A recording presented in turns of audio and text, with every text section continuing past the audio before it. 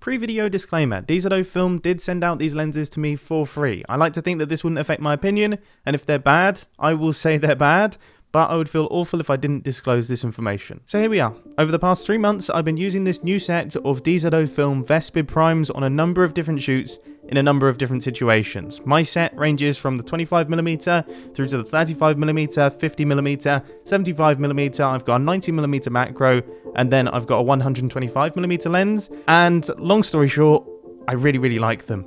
You know, I've used them in a number of different lighting setups with a number of different rigs, sometimes being fully rigged up, sometimes being run and gun, and in every situation, I've been really quite impressed. So first off, let's take a look at some of the characteristics that we look out for in a successful cinema lens. Now the first thing is consistency, both in build and also in character. Now when it comes to build, I've got a little chart on the screen that shows all of the lenses are pretty consistent, apart from the 90mm macro, which stands out in a few examples, but they all have the same maximum aperture of t2.1, they all have the same focus throw of 270 degrees, they all weigh within around about 200 grams of one another, they have the same front diameter, same front filter size, the iris rings and the focus rings all line up. And this is all good stuff because consistent lenses means that when you perform a lens swap, you don't have to completely re-rig your camera to make up for the differences in the lenses. Now consistency in character is hugely important because say you go from a 25mm to a 75mm, you don't want to see any huge shifts in color or contrast or the way that the lens renders the image. And I would say from my tests,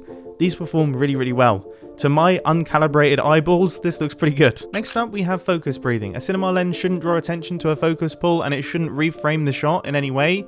And I would say, especially given the price point, focus breathing here is very well controlled. You know, I've compared it to the absolute Darth Vader of lenses. This thing breathes all over the place, so it's a bit of an unfair comparison, but you can see the difference that no focus breathing makes to a shot.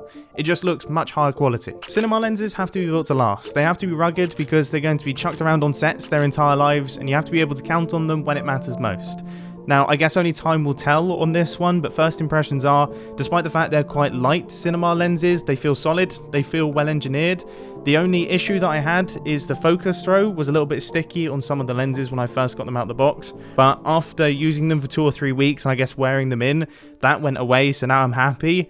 I guess I'll revisit this question in 2 or 3 years time when they've been beaten up a little bit. So that's all the technical information out of the way. Now it's time to move on to arguably the most important point, but also the most challenging to define.